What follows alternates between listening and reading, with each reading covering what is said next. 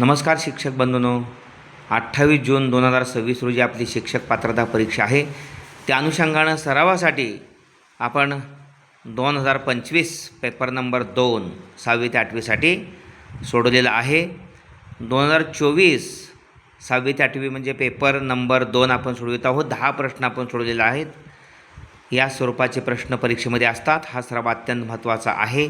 पुढील प्रश्न: समभुज चौकोनाचे प्रत्येक बाजू 61 सेमी आहे, त्याचा एक कर्ण 22 सेमी लांबीचा आहे, तर समभुज चौकोनाचे क्षेत्रफळ किती? पुन्हा एकदा पहा. समभुज चौकोनाची प्रत्येक बाजू 61 सेमी आहे, त्याचा एक कर्ण 22 सेमी लांबीचा आहे, तर समभुज चौकोनाचे क्षेत्रफळ किती? पर्याय आहेत. समभुज चौकोनाचे कर्ण परस्परांचे लंबदुभाजक असतात, हे माहीत असणं गरजेचं आहे. हा समभुज चौकोन आहे. समभुज चौकोनाची बाजू जी आहे ती 61 सेमी आहे, त्याचा एक कर्ण 22 आहे, म्हणजे तो दुभागला 11. आणि मग आपण लक्षात घेतलं पाहिजे की तयार झालेला प्रत्येक त्रिकोण आहे तो काटकोन त्रिकोण आहे. आणि पायथागोरसचं त्रिकूट आहे 11, 60, 61. म्हणजे 61च्या वर्गातून 11चा वर्ग वजा केला तर 3600 मिळते, आणि 3600चं वर्गमूळ 60. म्हणजे दुसरा जो कर्णाचा अर्धा भाग आहे तो 60 आहे, त्याचा अर्धा दुसरा भाग आहे 60. 60 आणि 60 120 हा दुसरा कर्ण आहे. आपण करून पाहावं. समभुज चौकोनाचे क्षेत्रफळ 1/2 गुणले कर्णांच्या लांबींचा गुणाकार.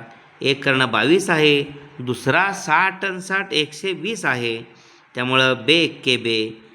या ठिकाणी बे सक्क 12 बे 0 0, 60 गुणले 22 22 संग 132, आणि हे 0 आहे. म्हणजे या ठिकाणी आपल्याला 1320 हे समभुज चौकोनाचे क्षेत्रफळ आहे. या ठिकाणी आपला जो अचूक पर्याय आहे तो नंबर 3 आहे. ओके. त्यानंतर तांब्याच्या भरीव वृत्तचित्तीच्या तळाची त्रिज्या 2.1 सेमी असून तिची उंची 8 सेमी आहे. तो वितळवून 14 सेमी व्यास व 1 मिलीमीटर जाडी असलेल्या किती चकत्या तयार करता येतील? या ठिकाणी वृत्तचित्ती, तांब्याची वृत्तचित्ती आकार आहे. तांब्याचा ही वृत्तचित्ती आहे. आणि मग वृत्तचित्तीचं घनफळ आपल्याला काढलंच पाहिजे.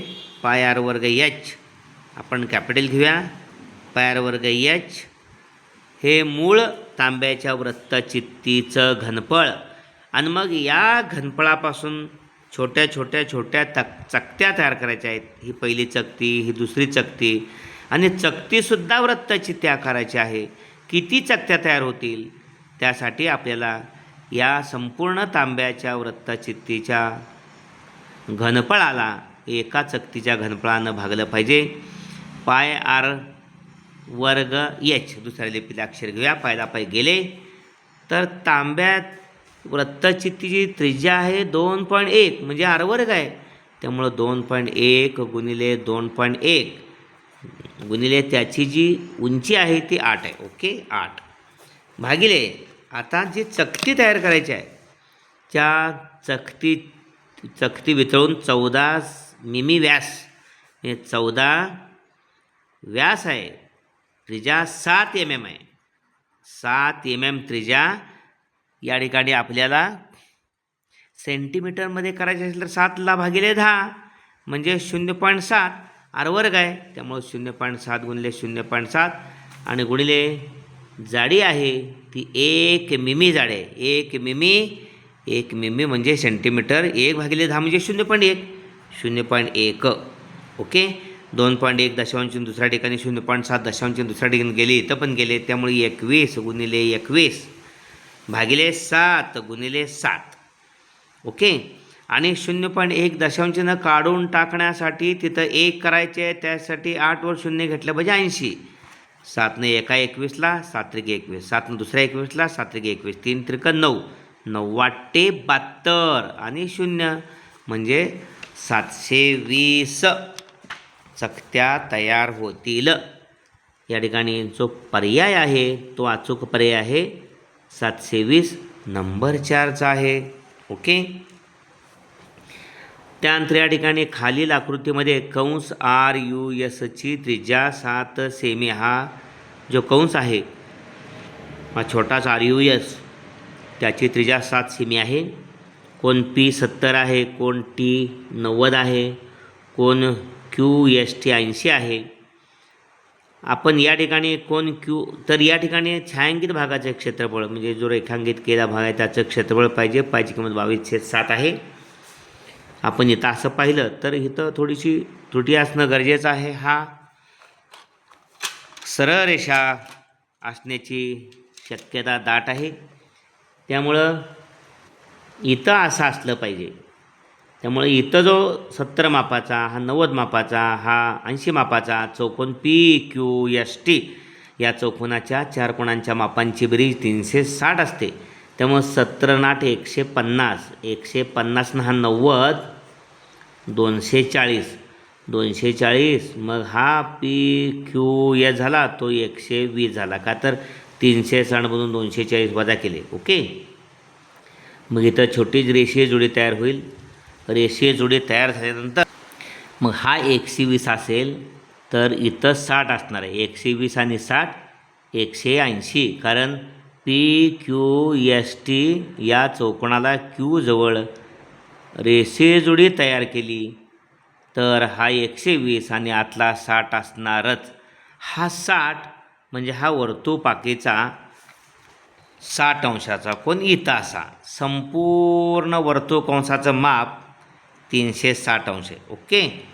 360 अंश, 360चा हा जो 60 भाग आहे तो या ठिकाणी 6636 अंश आहे. 6636 अंश आहे.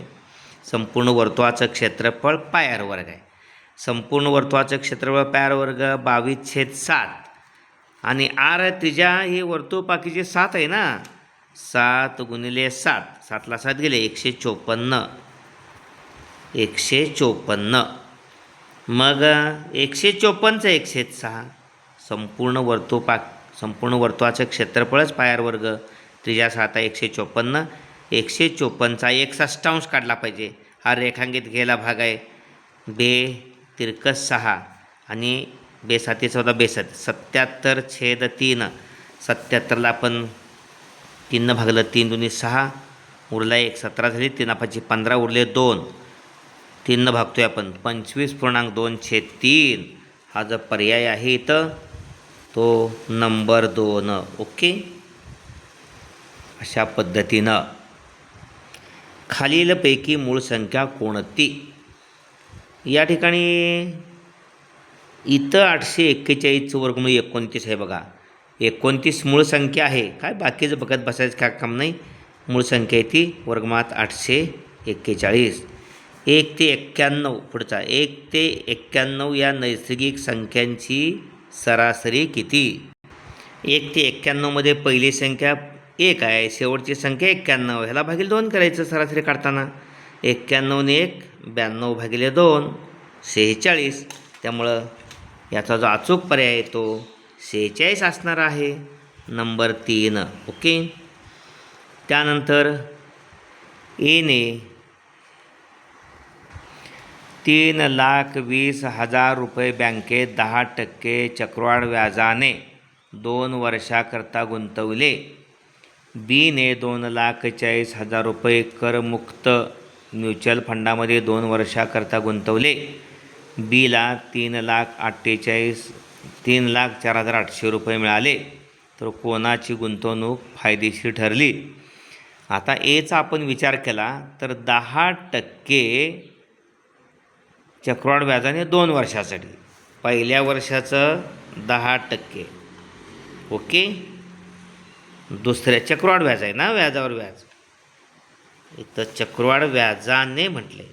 दुसऱ्या वर्षाचं 10% आणि 10%चा 10% म्हणजे 10 × 10 भागिले 100 म्हणजे ह्या 2 शून्य गेले 1 आलं. पहिल्या वर्षाचं 10%, दुसऱ्या वर्षाचं 10% आणि 10%चा 10% चक्रवाढ व्याज आहे. त्यामुळे 10 × 10 20 आणि 1 21% झालं. एसाठी 21%. समजलं. हे 3,00,000 काय जे आहे संख्या 3,20,000 विचारात घ्यायचे काही काम नाही. 10% 2 वर्षाकरता चक्रवाढ व्याजानं 10%चं 10% आणि 1%. 10%चं 10% 1% आणि 2 वेळा 10%, 10% 20 आणि 21%. आता बी साठीची काय अवस्था आहे, तर 2,40,000 गुंतवले होते, 3,04,800 मिळाले. किती जादा मिळाले बघूया. बीला 3,04,800 मिळाले, गुंतवले होते 2,40,000. 0 0 8 4 10 4 गेले 6 0 64,800. 64,800 जादा रक्कम मिळाली. 2,40,000 गुंतवले होते. 2,40,000ला 64,800 जास्त मिळतात, तर 100ला किती हे सोडूया आपण.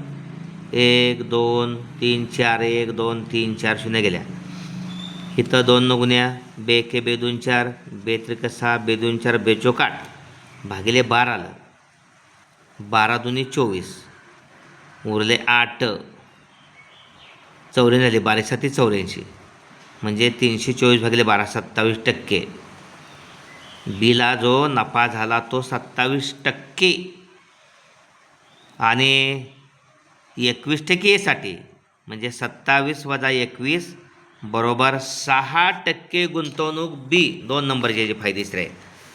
कोणाची गुंतवणूक फायदेशीर आहे, कोणाची गुंतवणूक फायदेशीर ठरली शेकडा कितीने, 6% बीची, 6% बीची. ओके, अशा पद्धतीनं अचूक पर्याय पण निवडला. पुढला प्रश्न 107 नंबरचा. जर ए वजा 1 भागिले ए बरोबर 1.5 आणि ए वर्ग अधिक 1 छेद ए वर्ग बरोबर 4.25 तर ए घन वजा 1 भागिले ए घन प्रश्नचिन्ह आहे. हे पर्याय आहेत.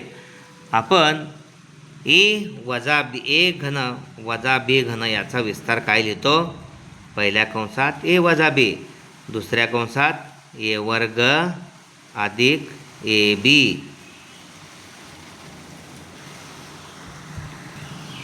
अधिक बी घन. ओके, अशा पद्धतीनं. जर इथं बीच्या ऐवजी 1 वजा ए आहे, ए घन वजा 1 भागिले ए घन असेल तर पहिल्या कंसात ए वजा 1 छेद ए, बीच्या ऐवजी 1 छेद ए घेतलं. दुसऱ्या कंसामध्ये ए वर्ग वर्ग आहे इथं, ए वर्ग अधिक हा बी वर्ग आहे ना, तो इथं जवळ घेऊया. 1 छेद ए वर्ग, बीच्या ऐवजी 1 छेद ए घेतले, बी वर्ग म्हणजे 1 छेद अधिक 1 छेद ए वर्ग आणि अधिक ए बी म्हणजे ए गुणिले 1 छेद ए, एला ए गेला. ओके, ए वजा 1 छेद ए ची किंमत आपल्याला दिल्या 1.5 दिल्या. 1.5 गुणिले ए वर्ग अधिक 1 छेद ए वर्गची पण किंमत दिल्या 4.25 4.25 आणि अधिक केला गेले 1 आला, त्यामुळे 1.5 गुणिले 4.25 आणि 1 5.25 गुणाकार करायचा. दशांशचिन्ह पाहूया नंतर. 15 5 75ला 5 हातचे आले 7, 15 2 30 आणि 7 36ला 7 हातचे आले 3, 15 5 75 आणि 3 78, दशांशचिन्ह 1 2 3 चौथ्या ठिकाणी 1 2 3 चौथ्या ठिकाणी 7.875 आपला पर्याय असणं गरजेचं आहे. 7.875 आहे ना पर्याय नंबर 2. पुढं खालीलपैकी कोणत्या चौकोनाचे कर्ण एकरूप असतात, आयताचे पण असतात, चौरस असतात. ए आणि सी नसतात, त्यामुळं पर्याय नंबर 4 बी आणि डी. ओके, हा जोडस्तंभालेख आहे, जोडून आहे जोडस्तंभालेख, त्यामुळं वरील आलेखाचा प्रकार कोणता, तर हा जोडस्तंभालेख आहे. नंबर 3 प्रश्नवरचा पाहूया त्याचा. 110 नंबरचा बघितला आपण. 109 इयत्ता 6वी ते 8वीच्या मुलापेक्षा मुली शेकडा कितीने कमी आहेत. आपण प्रत्येक इयत्तेची मुले आणि मुली काढले पाहिजेत. इथं नोंद केल्या. 6वी मुले मुली, 7वी मुले मुली, 8वी मुले मुली. 6वीतले या ठिकाणी जी मुलं आहेत ते रिकामा भाग आहे. 6वीमध्ये मुले 55 दिसत आहेत. 7वीमध्ये 70 दिसत आहेत. 55, 70 आणि 8वीमध्ये मुलं बघा 70 आणि 5 75 दिसत आहेत. 75. त्यामुळं 6वी, 7वी आणि 8वीतली मुलं झाली 5 आणि 5 10, 7 आणि 7 14 आणि 5 19 200. आता 6वीतल्या मुली किती आहेत पाहूया. 6वीतल्या मुली आहेत 50.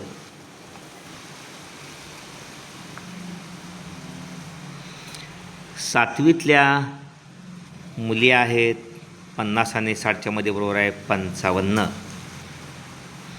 आणि 8वीतल्या मुली आहेत या ठिकाणी 60 आहेत. पहा 60. ओके. त्यामुळं 5 5 5 10 6 16 165. इथं 200 मुलं 3 वर्गातले आहेत आणि मुली 3 वर्गातल्या 200 165 आहेत. म्हणजे 200ला मुली 35 कमी आहेत. 200तनं 165 गेले ना. 200 35 उरले म्हणजे 200ला 35 मुली कमी आहेत. तर 100ला काय, ह्या 2 शून्य गेल्या आणि 35 भागिले 2 17.5 म्हणजे 17.5% मुली कमी आहेत. अचूक पर्याय नंबर 3 आहे. ओके.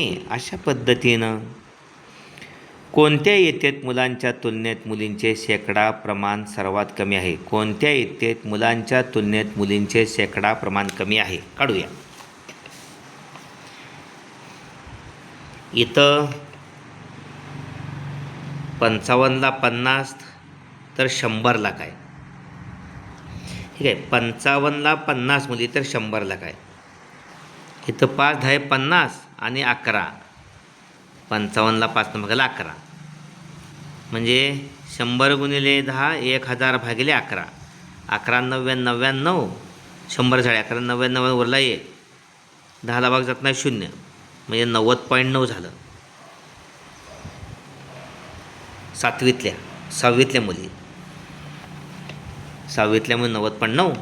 7वीतले किती आहेत पाहूया. 7वीतल्या 70ला 55 आहे. तर 100ला किती काय 70ला 55 7वीसाठी. हे 100वरचे 0 आणि 70वरचे गेलं. 55 गुणिले 10 550 भागिले 7. इथं 7 7 49. 49 उरले 6 56 झाले. 7 8 56. 60मधनं 56 गेले उरले 4 7 5 35 78%. 90.9 78.5. आणि आता इथं 75ला 60 आहेत 8वीसाठी. 75ला 60 तर 100ला किती. 25 त्रिक 75 25 चौक 100. 3 1 3 60ला फक्त 20 आले 20 चौक 80. 80% 7वीतल्या मुली. 8वीतल्या मुली 7वीतल्या 78.5 आणि 90.9 6वीतल्या. सर्वात कमी आहे ते 7वी आहे. ओके. 7वी ही संख्या 90.9 6वीसाठी आहे. 7वीसाठी 78.5 आहे आणि 8वीसाठी आहे 80%. सर्वात कमी 7वी. त्यामुळं आपला जो अचूक पर्याय आहे तो 7वीसाठी नंबर 2. ओके. अशा पद्धतीनं हा प्रश्न विचारपूर्वक सोडवला पाहिजे. 112 असे प्रश्न. 5x वर्ग अधिक 11 वर्गमात 2x अधिक 4 बरोबर पहिल्या कंसात x अधिक b दुसऱ्या कंसात cx अधिक d तर a अधिक c अधिक bd प्रश्नचिन्ह हे पर्याय आहेत. आता याचे वर्ग समीकरणाचे अवयव पाडायचे. 5x वर्ग अधिक 11 वर्गमात 2 अधिक 4 स्थिर पद 4 आहे आणि वर्ग पदाचा सगुणक 5 आहे. 5 गुणिले 4 5 चौक 20. आता 20चा अवयव पाडायचं. 10 गुणिले 2 10 2 20.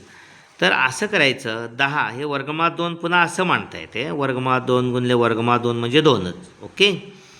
तर या ठिकाणी 10 वर्गमात ह्या 5x वर्ग तसंच ह्या 11 वर्गमात 2x आहे ना.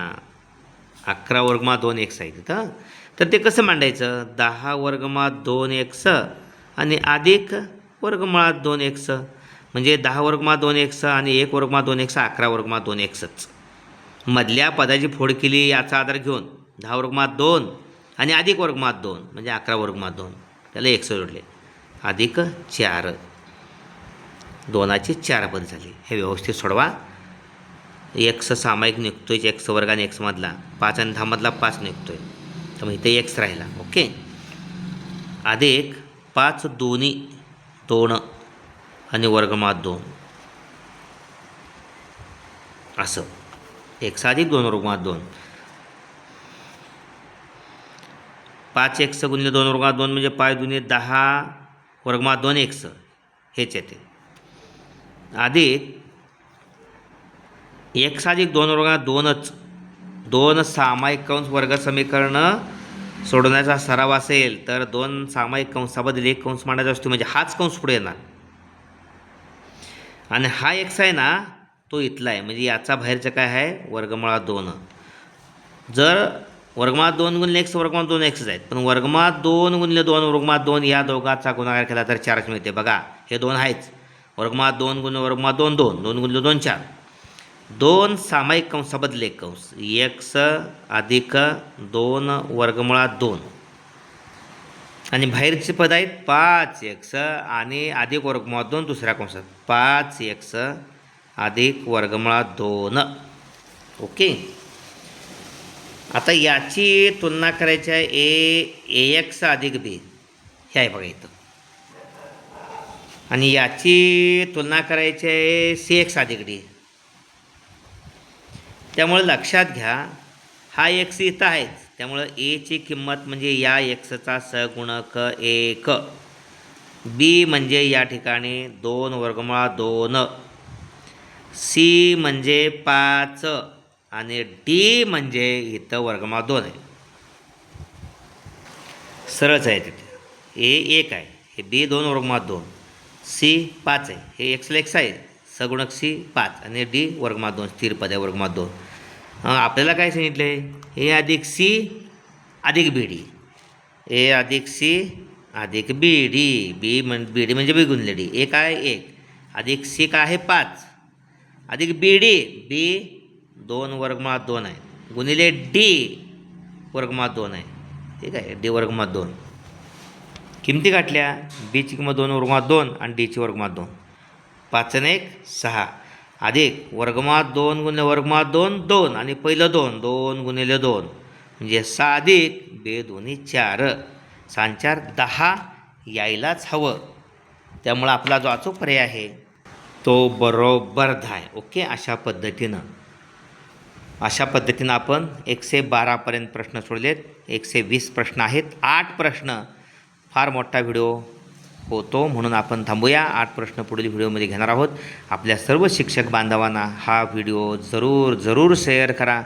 परीक्षा जवळ येत आहे. थोडीशी काठिण्य पातळीचे प्रश्न असतात, परंतु सराव करा. आपण हे केलेलं असेल. अशा पद्धतीने नमुने अधिक सोडवा आणि येणाऱ्या परीक्षेमध्ये यशस्वी व्हा. धन्यवाद.